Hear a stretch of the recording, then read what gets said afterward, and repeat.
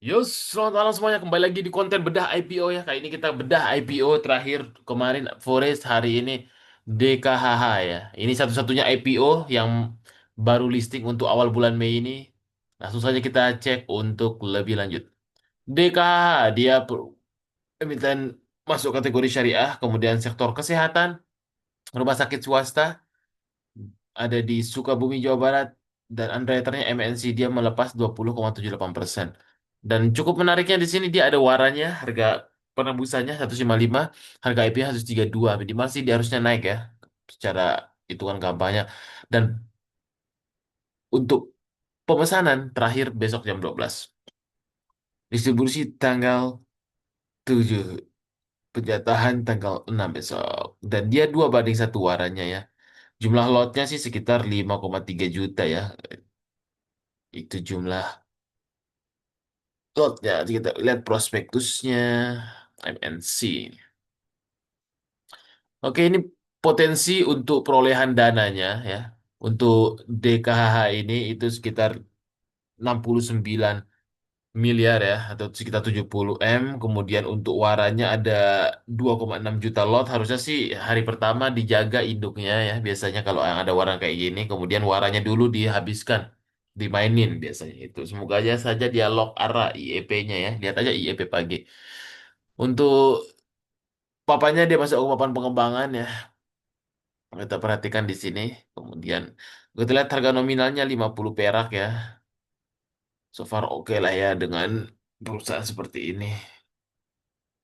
Dan ini MNC yang enggak kita cek dulu untuk penggunaan dana.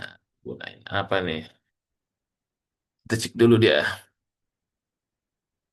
Untuk penggunaan dana sendiri ya, kalau kita perhatikan sekitar 612 juta itu untuk belanja modal untuk merenovasi rumah sakit, sekitar 40 miliar untuk pembangunan gedung baru di sekitar rumah sakit ekspansi cukup bagus untuk eh, penggunaan dana 3 miliar akan digunakan untuk belanja modal berupa CT scan ya cukup oke. Untuk modal kerja ya untuk penggunaan dana sih cukup bagus ya, dan ini kalau kita lihat eh,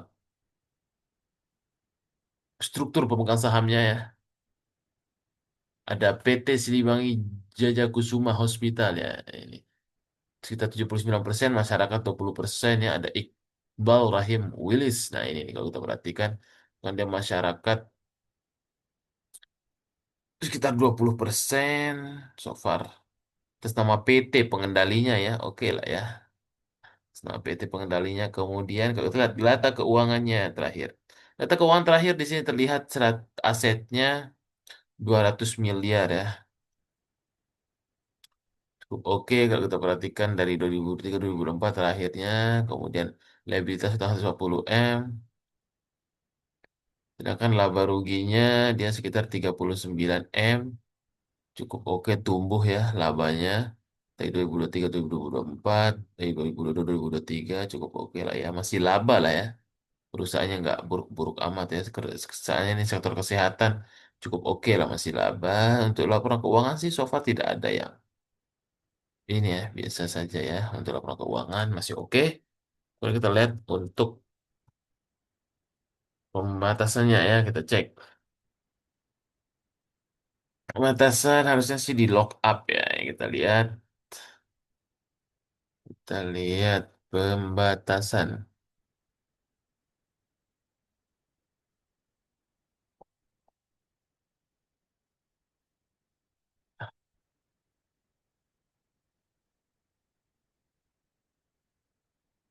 Biasanya ada lock up bentar nih.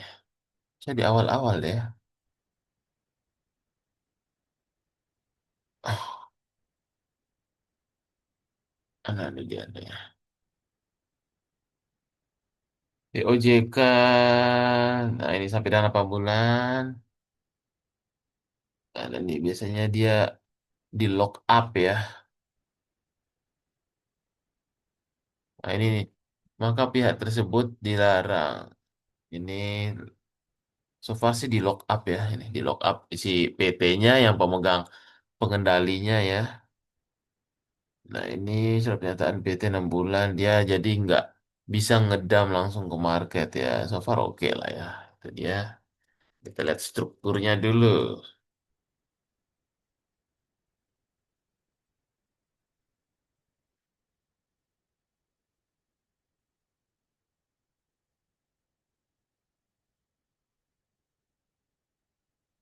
Struktur.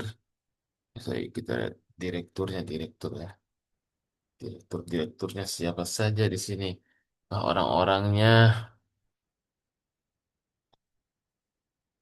bisa dipercaya. Nah, ini ya, pengurus perseroan Pak Iqbal Rahim, salah satu persen yang paling banyak PT Siliwangi. Nah, ini Iqbal Rahim yang megang ini komisaris utama Tafe University, Presiden Direktur Listrik. Oke, pengalamannya cukup oke ya. Kemudian Ketua Yayasan Direktur Aneka Jasa Petrokimia Gresik, Komisaris Independen nih, Manajer Aset Kepala Subbidang Perwakilan BP Jawa Timur. Oke lah ya, kemudian Muhammad Lutfi Komisaris Independennya. Oh, ada dua komisaris independen ya. Direktur SCUD ya, pengalamannya juga oke lah di rumah sakit ya. Chief Executive Officer CEO, ini masih muda ya. Satria Muhammad Willis gokil, masih 27 tahun ya. Tencent Kingdom Master of Science 2021. Nah, ini perusahaan keluarga kayaknya sih ya. Baca ini tadi Zuhandi, ini perusahaan swasta rumah sakit keluarga nih. Karena masih muda sekali dia nih, kayaknya sih keluarganya nih. Si PT Siliu yang Jajak Kusuma ini yang pemegang saham rumah sakitnya. Direktur Utama Investment Analysis RHR Venture, Investment Analyst. Direktur PT Siliwangi, ini yang direktur yang negara 45 tahun. Cukup oke lah ya dia. Oh ini Satria Muhammad Willis, Iqbal Rahim Willis, anak lah ya. Ya perusahaan keluarga emang. Oke, so far oke lah ya orang-orangnya. Kemudian kalau kita cek allotmentnya, kayak sih penjatahannya kecil ya. Kalau saya lihat malam ini banyak yang udah order-order hampir tembus 90K ya. Karena emang dia sendiri sih. Makanya emang ini boleh lah buat untuk lucu-lucuan nih ya. Mana nih allotmentnya nih, penjatahan. Nah ini. Untuk lihat dia masuk ke penjatahan yang ini ya. Penjatahan yang nomor satu. Karena dia kurang dari 250 miliar. Nah ini kalau kita lihat. Direktur komisaris memiliki 20% sehubungan. Jadi dia untuk penjatahan pasti atau fixed allotment ini itu maksimal 49 M ya. Atau sekitar 71%. Tapi kalau kita cek di lapangan biasanya sih sudah ada standby buyer yang nyerap ya gitu. Jadi emang kalau untuk akses fixed allotment ini biasanya tuh teman-teman harus kenal di investment banking MNC-nya atau punya kenalan dari emitennya. Nah, itu baru dapat fixed allotment dan biasanya fixed allotment itu mesennya itu di waktu book building ya penawaran awal itu dia. Itu dia so far oke lah ya kita cek dulu nih karyawan ya karyawan. Kita sekilas-sekilas saja ya. Nah, kita lihat track record untuk underwriternya ya MNC ini. Dia sendiri ya, nggak ada teman. Kita cek dulu jumlah karyawannya nih ya. Harusnya sih rumah sakitnya nggak bodong ya, karena pasti ada berdiri nih. Kita cek. Rumah sakit, berapa jumlah karyawannya nih?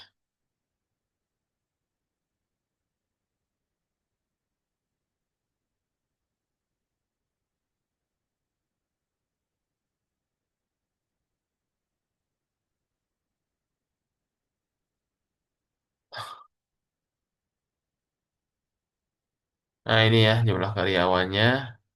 Ada sekitar seratusan ya. So far, oh sorry, jumlah total SDM-nya sekitar 700 ya. Gokil juga nih. Emang perusahaannya sih oke lah ya rumah sakit nih. So far gitu. Apakah dia mau ada bagi dividen kita cek ya. Ada dia di masa depan mau bagi dividen. Itu kan bukan rumah sakit bodong ya. Harusnya sih oke lah. Kebijakan dividen. Dividen sesuai dengan ketetapan anggaran. Membayar dividen tunai secara keputusan dividen EUPS dia dalam waktu dekat sih belum terlalu bagi dividen kayaknya. Oh dia sempat terakhir dulu bagi dividen 2000. 23 nih, pas waktu tahun 2025. Mungkin nanti kalau udah TBK rajin bagi dividen. Oke, so far untuk kita lihat ya, oke lah dia ya. Sekarang kita cek history unraternya. Nah ini kalau kita perhatikan history unraternya ya, untuk EP ini emang dia spesialis yang ada waranya ya. Kemarin terakhir naik dengan harga 107 3 kali ARA ya, itu pun lotnya 7 juta. Dan part terakhir, kemudian ada SPRE rata-rata naik ya, kecuali baik-baik ini karena memang dia sama HD, waktu itu barangnya banyak di HD bukan di EP. Jadi anggap pengecualian aja. Sisanya sih so far bagus ya. Karena dia spesialis waran, MNC Sekuritas ini harusnya sih hari pertama waran dimainin sambil induknya dijaga ya. Semoga saja lengket induknya, kesimpulannya boleh beli ya untuk YPC. Kalau induknya tidak arah bisa untuk dijual dulu. Gitu. Harusnya sih rame, harusnya sih penjatahannya cukup bagus ya. Gitu.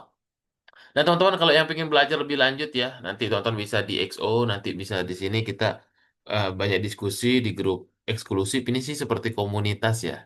Biar kita bisa mengarungi market 2025, silahkan hubungi admin di 0851 8687 2810.